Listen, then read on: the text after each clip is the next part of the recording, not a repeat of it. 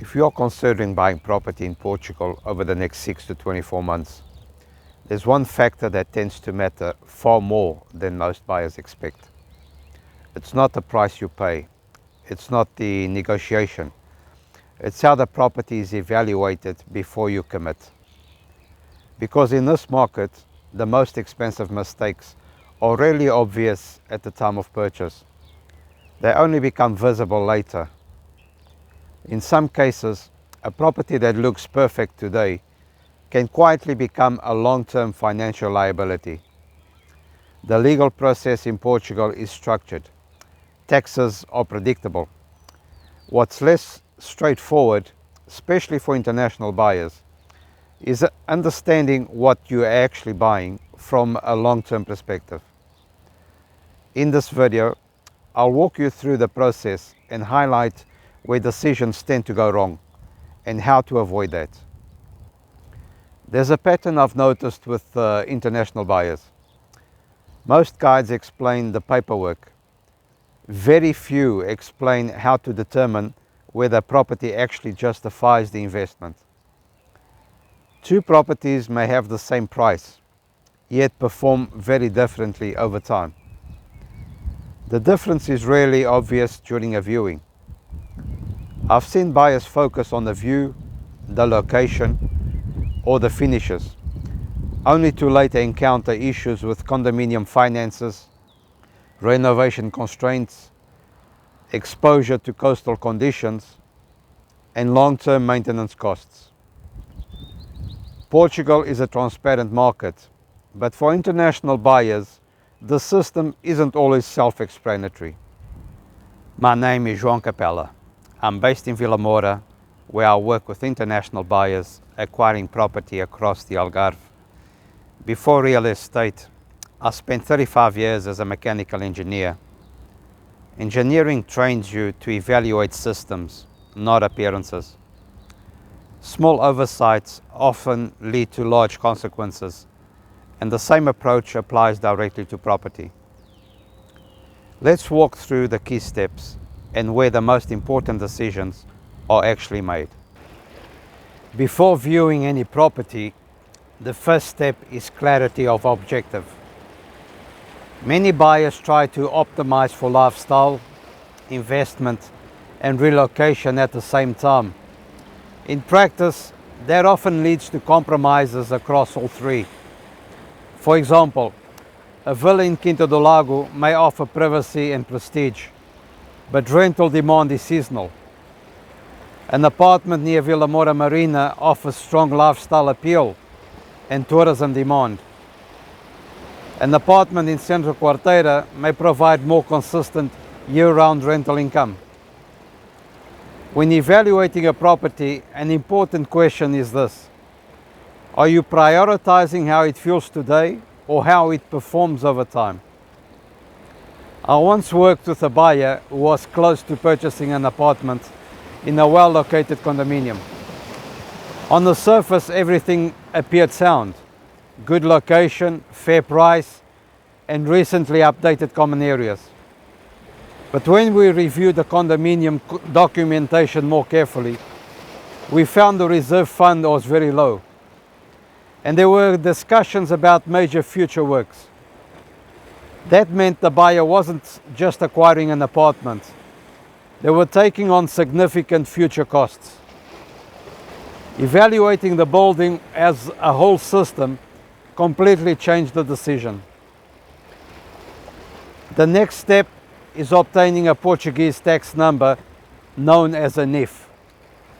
This is required for purchasing property, opening a bank account, signing contracts, and paying taxes.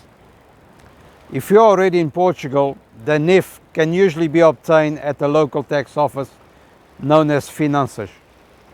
For example, many buyers here in Quarteira use the Finanças office to complete the step efficiently. If you're still abroad, this process can usually be handled remotely through a lawyer or fiscal representative. Many international buyers arrange their NIF number before even beginning property visits. Opening a Portuguese bank account simplifies the process significantly. You will use it for deposits, purchase funds, utilities, condominium fees and taxes.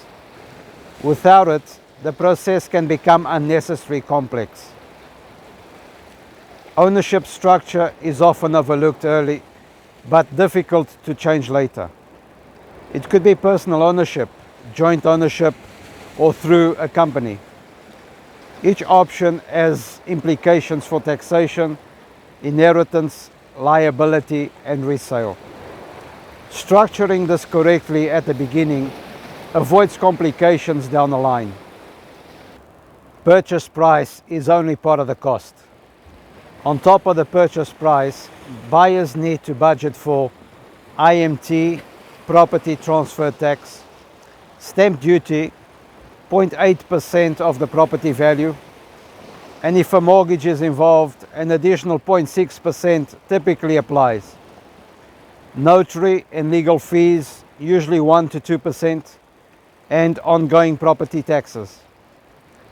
In most cases, total acquisition costs range between 8 to 10% of the purchase price. Underestimating this can affect investment planning. At this point, much of the process appears straightforward. Step 6 is where the long-term performance of a property becomes clear. This is also the stage where small oversights can quietly become costly, tens of thousands in some cases. With my engineering background, I evaluate properties as systems, not just appearances. Two properties may look identical in price, yet perform very differently over the next 10 to 15 years.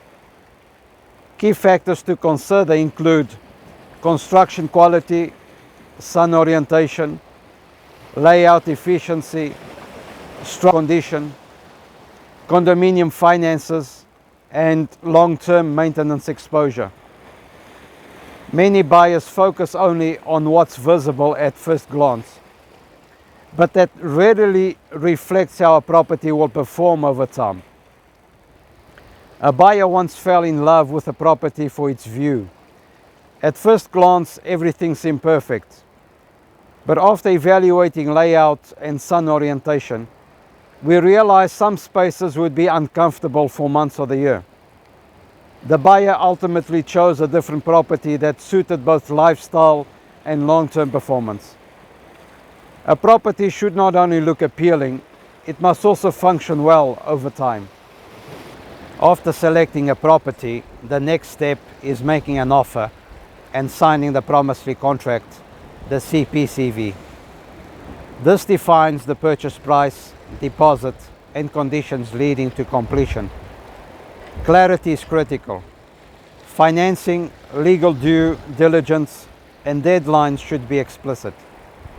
Without this, buyers expose themselves to unnecessary risk. The final step is completion at the notary. Funds are transferred, the deed is signed, and the property is registered in your name.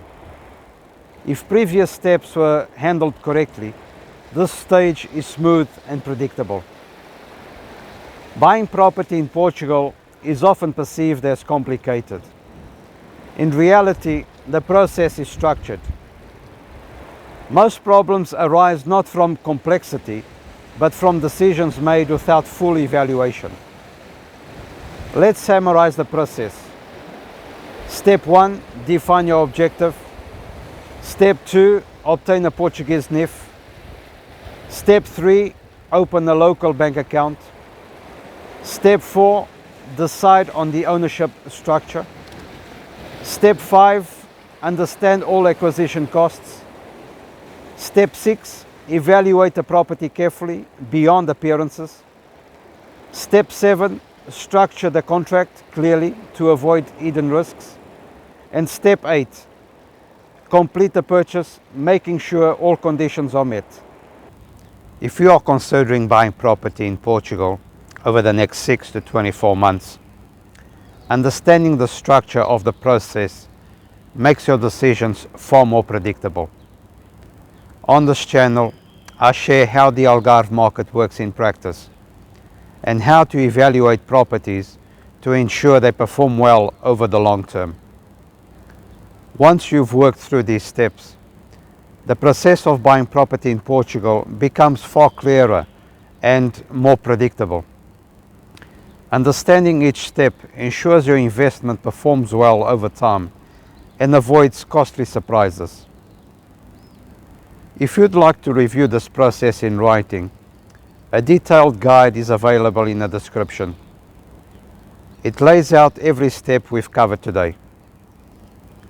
In the next video, I'll explore the 7 most common mistakes international buyers make in the Algarve.